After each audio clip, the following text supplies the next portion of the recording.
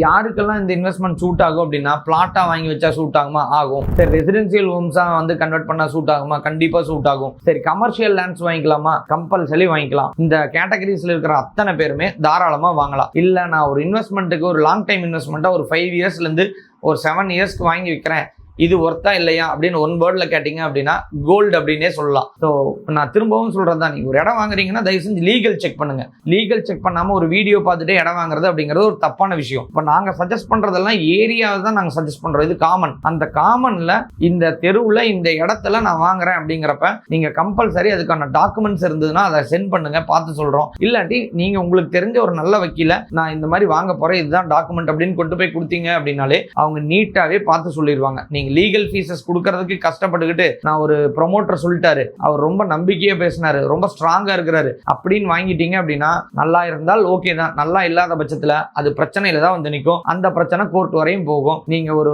இடத்தையும் வாங்கினதும் பத்தாம இம்சைக்கு நீங்க கோர்ட்ல போய் நின்று ஒரு 10 வருஷம் 12 வருஷம் ஒன்று அந்த இடத்த வேண்டான்னு விடணும். இல்லாட்டி அதுக்கப்புறம் லேட்டா வரும்போது எல்லாத்துக்குமே தெரியும் ப்ராப்ளமேட்டிக்கான இடம்னு. அதுக்கப்புறம் நீங்க ரீசேல் போகுமான்னா கண்டிப்பா போகாது. ஸோ நாங்க நிறைய வீடியோல சொல்றதை இந்த வீடியோலையும் சொல்லி க்ளோஸ் பண்றேன். அதாவது ஒரு இடமோ நிலமோ வீடோ வாங்கணும் அப்படின்னா பணம் மட்டும் போதாது, அதற்கான அறிவும் வேணும்.